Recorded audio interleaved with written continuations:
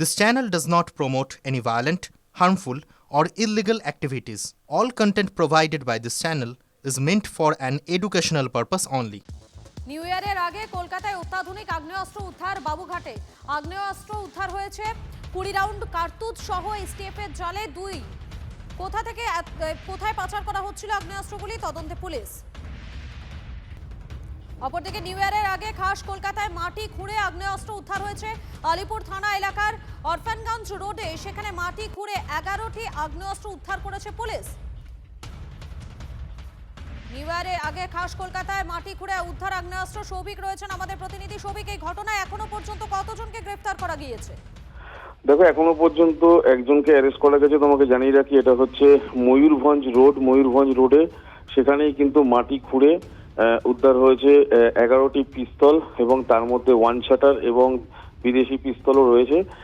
ইতিমধ্যেই কিন্তু পুলিশ তদন্ত করছে এবং একজনকে অ্যারেস্ট করা হয়েছে। যে জায়গায় থেকে মূলত উদ্ধার হয়েছে সেই জায়গাটা পুলিশ ঘিরে রেখেছে এবং সরাসরি কিন্তু যেটা পুলিশের তরফ থেকে জানানো হচ্ছে যে রাকেশ সিং, সেই যে বিজেপি নেতা রাকেশ সিং, সেই রাকেশ সিং কিন্তু এই অস্ত্রগুলো নিয়ে এসেছিল এবং এই অস্ত্রগুলো এখানে মজুত করা ছিল। 8 থেকে 3 মাস আগে সে মজুত করেছিল। পরবর্তীকালে কখনো ব্যবহার করবার জন্য এই অস্ত্রগুলো নিয়ে এসেছিল, তবে কি ক্ষেত্রে ব্যবহার কি করতে চেয়েছিল সেটা কিন্তু এখনো পরিষ্কার নয়। যেহেতু একেবারে তদন্ত প্রথমের দিকে, একজনকে পুলিশ অ্যারেস্ট করে জিজ্ঞাসাবাদ করছে এবং বেশ কয়েকজনের খোঁজে কিন্তু তল্লাশি চালাচ্ছে পুলিশ। একেবারে ধন্যবাদ সৌভিক। আমরা থানার থেকে আমাদের টিম পাঠানো হয় এবং জায়গায় পৌঁছানোর পরে আমাদের মনে হয় যে আর্মসের সঙ্গে আরও কিছু থাকতে পারে, তো আমরা বিডিডিএস যে বোম ডিসপোজাল স্কোয়াড তাদেরকে আমরা ডাকি। তারপরে আমাদের আলিপুর থানা এবং বিডিডিএস দুজনের কম্বাইন্ড সার্চ হয়। ওখানে সার্চ হওয়ার পরে অলমোস্ট ভোর রাত্রের দিকে প্রায় 3:45 নাগাদ আমরা ওখান থেকে টোটাল মাটির তলায় পুঁতে রাখা 11খানা কান্ট্রি মেড এবং ইম্প্রোভাইজড ফায়ার আর্মস পাই। টোটাল 3খানা ইম্প্রোভাইজড ফায়ার আর্মস পাওয়া গেছে, যার মধ্যে চেম্বার সিস্টেমে ফায়ার করার ব্যবস্থা আছে, আর বাকিগুলো ওয়ান শটার কান্ট্রি মেড পাওয়া গেছে।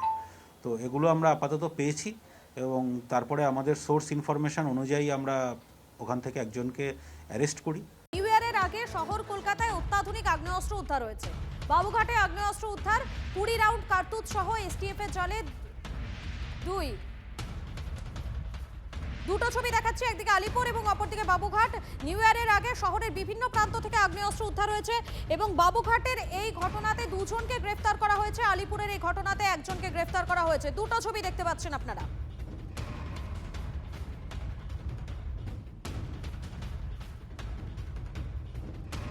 বাবুঘাট থেকে আগ্নেয়াস্ত্র এবং প্রায় 20 থেকে 22 রাউন্ড কার্তুজ সহ 2 যুবককে আটক করলো কলকাতা পুলিশের এসটিএফ এর গোয়েন্দারা। আর এই মুহূর্তে আমরা রয়েছি স্ট্যান্ডার্ড সংলগ্ন ফুটপাতে এবং যেটা দেখা যাচ্ছে একেবারে ফুটপাতের উপরেই কিন্তু যে সমস্ত আগ্নেয়াস্ত্র এবং কার্তুজ বাজেয়াপ্ত হয়েছে সেগুলোকে সিজার করার যে প্রসেস, সেই প্রসেস চালাচ্ছেন এসটিএফ এর গোয়েন্দারা। এবং সেক্ষেত্রে যেটা আমরা পুলিশ সূত্রে জানতে পারছি যে গোপন সূত্রে পাওয়া খবরের ভিত্তিতেই মূলত এসটিএফ এর গোয়েন্দারা কিছু সময় আগেই অভিযান চালান এবং সেই অভিযানে প্রথমে এক যুবককে আটক করা হয় এবং তাকে জিজ্ঞাসাবাদ করে কিছু দূর থেকে আরও একজন যুবক তাকে আটক করা হয় এবং এদের দুজনের কাছে থাকা যে 2টি ব্যাগ, সেই 2টি ব্যাগের মধ্যে তল্লাশি চালিয়ে 3টি আগ্নেয়াস্ত্র বাজেয়াপ্ত হয়েছে, যার মধ্যে একটি 7mm ফায়ার আর্মস রয়েছে এবং একটি ইম্প্রোভাইজ ফায়ার আর্মস রয়েছে এবং প্রায় 2টি ব্যাগ থেকে 20 থেকে 22 রাউন্ড কার্তুজ বাজেয়াপ্ত করেছে এবং সেই বাজেয়াপ্ত করার যে প্রক্রিয়া, সেই প্রক্রিয়া এখন চলছে।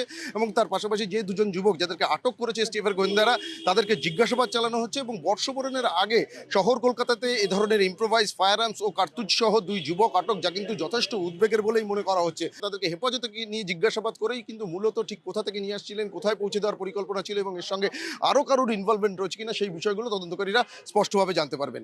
ক্যামেরায় সৌর্যেন্দ্রের সঙ্গে সুপ্রিয় গুহ, TV9 বাংলা।